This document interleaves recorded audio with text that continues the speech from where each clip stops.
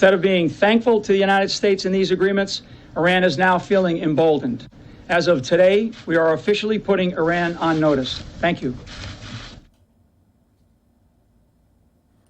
Hello, everybody, and thank you for tuning in to the Liberty Report. With me today is Daniel McAdams. Daniel, good to see you this morning. Good morning, Dr. Paul. Well, good. That little clip there indicates what we will be talking about today. Yes. Something unusual happened. I happen to have been watching that press conference by the White House secretary, and all of a sudden they had the director or the national security advisor all of a sudden come in. It may have happened before, but I've never seen it happen, with this announcement, which obviously is very important, and it had to do with Iran. You know, we've heard the rumbles. We talk about it all the time. We think it's misleading, and we pointed out, of course, in the past, the contradiction, because we like Trump being a little bit more civil with the leader of Russia. Yeah. And toning things down. But this is quite different, and yet it'll be interesting to see how Russia reacts to this tougher tone.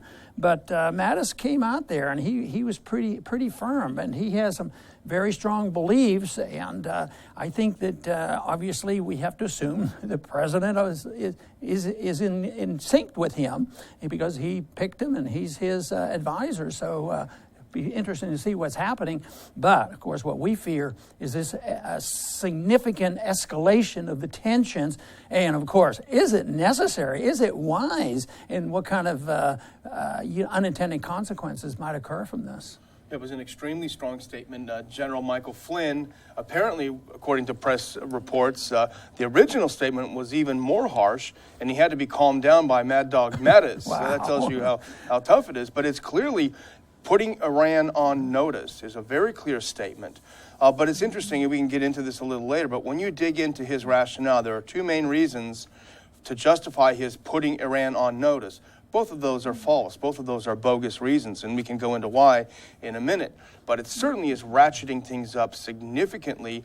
The President Trump today said he stood by Flynn's comments on Iran, so it's clear that things are changing. Well, I think when I hear statements like this, and of course we've gone over the history of Flynn as well as Mattis, and things that we studied made us be very cautious and a little bit worried about it.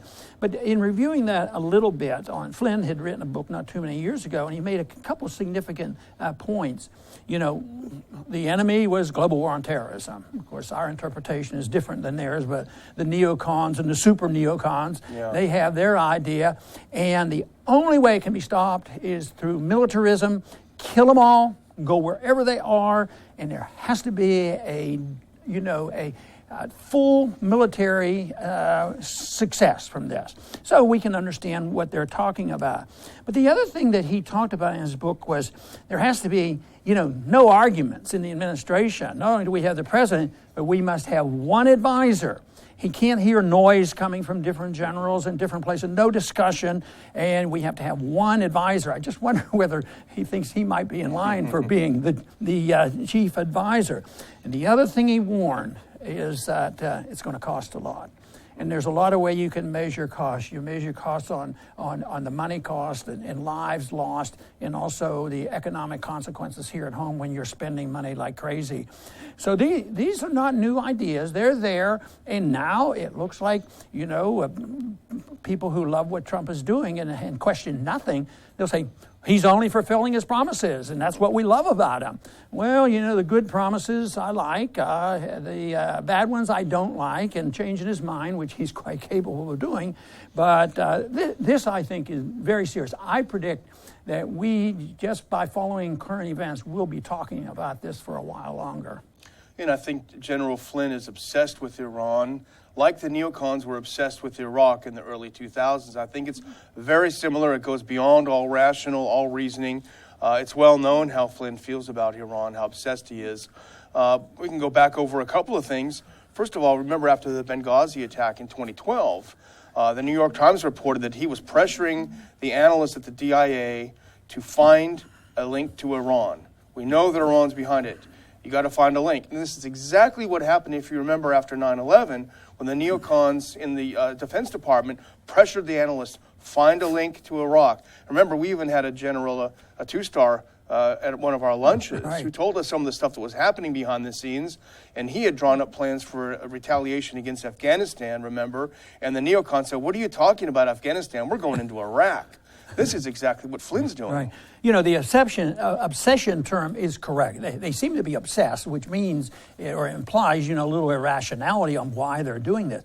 But, the obsession is with Iran, but also equally so with Saudi Arabia. You can't talk about Iran without talking about Saudi Arabia. And that's where the administration, the previous administration and current administration really get off track. It's all Iran's fault. The defenders of the homeland against the invaders, the Saudis, are the enemy, and we have to take care of them. But just think of the pressure now, on the people who disagree with anything the Saudis do. But fortunately, more people are understanding the Saudis aren't our best allies, and that's why a non-interventionist, more neutral foreign policy would be much better. But to sort it out and say we have to defend Saudi Arabia because we've been doing it since World War II, and it has to do with oil and all these other things. So it's much broader than that, but it is also involved with Sunnis versus Shia, and of course it gets a little more complex when you try to work the Russian factor into this. This is where it gets very interesting. Probably the most important bright spot in what Trump had been saying in his campaign and even as president was we want to get along with Russia. Well, starting a war with Iran is not the way to do that. No. It's not a good way to do that. But we also have to factor in, Saudi Arabia is very important. The Saudis were involved in 9/11, yet they're not on the list of countries with a temporary halt in visas. But the other you have to say is Israel, because Netanyahu has been obsessed with taking down Iran. So these are our two strongest and closest allies in the Middle East, and it almost appears that we're doing their bidding with the saber rattling. I think it'd be interesting, for me at least, to refresh the history of where Flynn was before they went into Iraq. Now, Flynn and his cronies say, we should have never gone in. It was a bad deal to go into Iraq. We should have always been hitting Iran. But we know where Israel was on the attack on Iraq, because they saw Saddam Hussein. He's a nut. He's crazy. Yet Saddam Hussein turned out, when you look back, he was sort of a help to the Israeli. We destabilized, they talk about Iran destabilized and everything, but we go in there and destabilized Iraq, and guess what? It's still going on. We destabilized, we continue to destabilize after what the Soviets did, Afghanistan, but we destabilized it, and guess what? Iraq is a much closer ally to the Iranians. Yeah. The Iranians are getting more powerful, and they're causing all this trouble, and they're causing the destabilization. But from my understanding, in the history of Iran, they're not necessarily looking to compete with the United States on developing an empire. I think they want to protect their interests, which is very logical.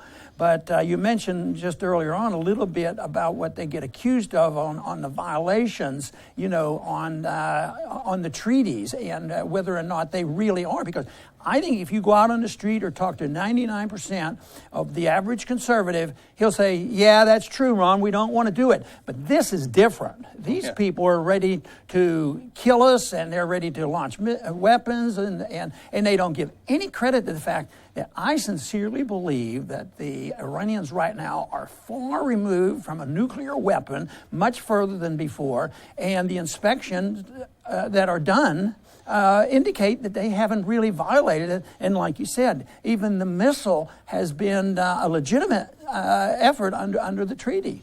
Yeah, and this is the most important thing, because Flynn had two justifications for putting Iran on notice. And both of those are simply not based in facts. The first is that Iran tested a ballistic missile. We know that happened over the weekend, and that was a violation of the treaty. The second one was that the Houthis in Yemen fired on a Saudi naval ship. And because the Houthis are Iranian proxies, that means Iran was firing on a ship. Well, both of these are wrong, and I'll briefly tell you why. First of all, there was an legal analysis on the Brookings website from 2015 analyzing the Iran deal. And, it gets a little esoteric, but it's very important because we remember this from legislation on the Hill. There are whereas clauses, and then there are operative clauses. Well, there are 12 legally binding decisions in the agreement that bind the parties to do certain things. And there are other sections where it calls upon which is a suggestion. It's a strong suggestion. It urges, but it is not legally binding. The areas where it talks about testing ballistic missiles fall under the calls upon rather than the decisions. Part of the reason you had these two things is because the U.S. wanted to have many things under the decisions because they didn't want to be bound to do things like raise, so it was sort of hoist on their own petard. The other part, quickly, on Iran having the Houthis as their proxy.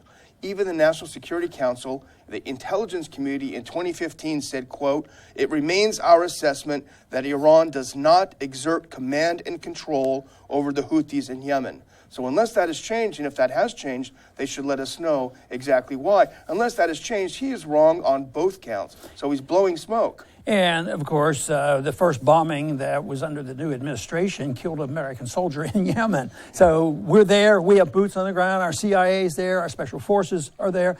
But there's, estimated well over 10,000 people have been killed in this war.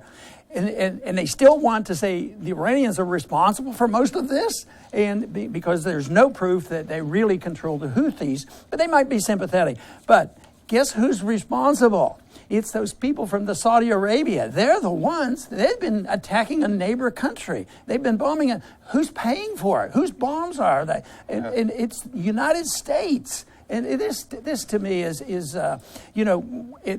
it needs to be exposed. It's just a shame that you will never hear this on our evening news. It's always going to be scare people to death. The Iraqis are coming. Saudi Arabia is going to get us. He has weapons of mass destruction, and he's going to bomb the United States. It's the same thing with the Iranians. It's way blown out of proportion.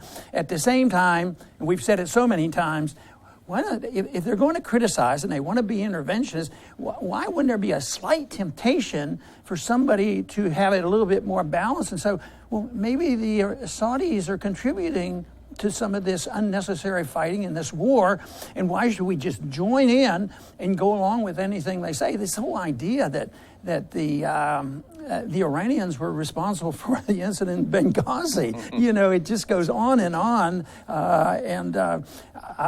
just think that it looks like it can get worse, and that bothers me, because what happens if they look tough? Now, the odds of the Iranian people or the Iranian government really wanting a hot war with the United States, that's insane. They don't want that, but they still have a little bit of pride about not being pushed around totally and completely and blamed for things and blamed for violating treaties that they are not violating. I think people need to sort this out.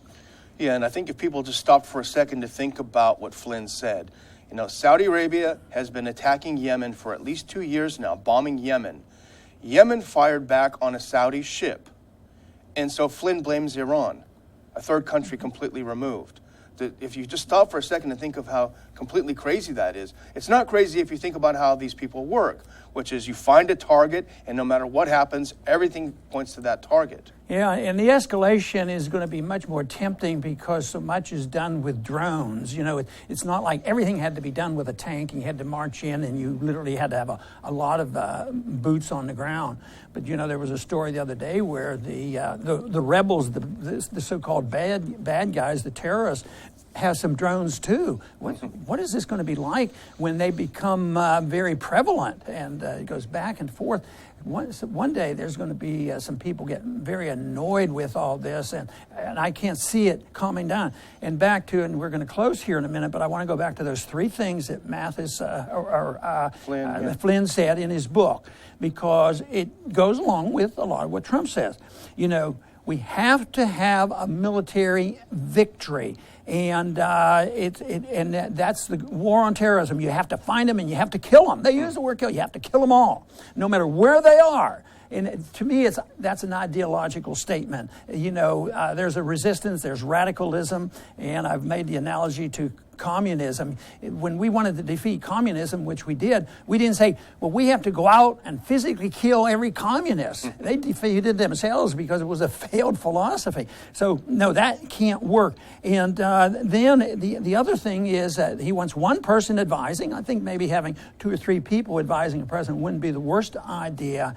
And he's already warned, you can't do it on the cheap.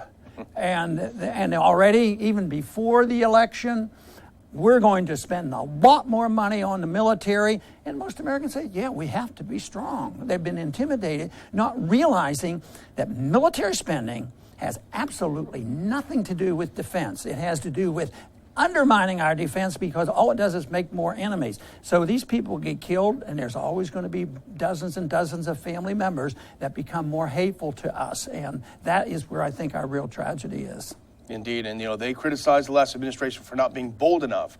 But this botched raid in Yemen, where scores of women and children were killed, an American commander was killed, it was a botched raid because they wanted to look bolder, and this may be an example of why you shouldn't be so bold. And the fact that this one U.S. military officer was killed, instead of for them to back off and say, hey, this could be expensive, I think it's going to motivate them to be more bold, and I think that's why we heard from Flynn yesterday. And to me, it's very, very scary. And I think if the American people are complacent and they go along with it and say, well, this is what the election decided. The election wants us to be bold. In a way, though, the American people, voted to say there should be no intervention, and that is nation building. Well, this might not be exactly what is thought of as nation building, but we are super interventionists, and we are going to be over there a long time. We're going to spend a lot of money, and we're going to continue to undermine, our national security in this method, in this procedure of the foreign policy what we have now, and that is why I have a great deal of concern. And eventually, we're going to suffer from it. Just as the Soviet system did not have to be defeated by the West, we didn't have to fight them. We didn't have to have a nuclear war. They defeated themselves. We ought to look at what we're doing here at home on our civil liberties. We ought to look here at home what we're doing to our financial situation. And I think it's much more dire than is proposed. People got a little bit euphoric. Trump was elected. The stock market skyrocketed. Good news. The taxes were going down and regulations were going. Now we hear the taxes might not go down until 2018. So I think that, and the spending is going to continue, and there's always a burden. It has to be monetized, which means the Federal Reserve is going to print this, and it's going to compound, our economic system here. So this is important stuff. You can't separate the two. I remember one time in a presidential debate, they said, well, last week we talked about economic policy, and this week we're going to talk about foreign policy. You can't separate the two. Foreign policy has a lot to do with economic policy, and economic policy also affects foreign policy too. And economic policy eventually brings about the failure of an aggressive foreign policy. So anyway, I want to thank everybody for tuning in today, and stay tuned because we'll be talking about this issue. And I think we have to be very vigilant of this war that so many members in the administration want to precipitate. Oh yeah, they say, oh no, well, we just want to discipline and make them behave and do as we tell them. Well, sometimes people don't like that. So I still argue the case for non-interventionists, a strong national defense, mind our own business and free trade, and get along with people the best you can. I'll tell you what, that's a much better road to follow to look for peace and prosperity throughout the world. I want to thank everybody for tuning in today to the Liberty Report. Please come back soon.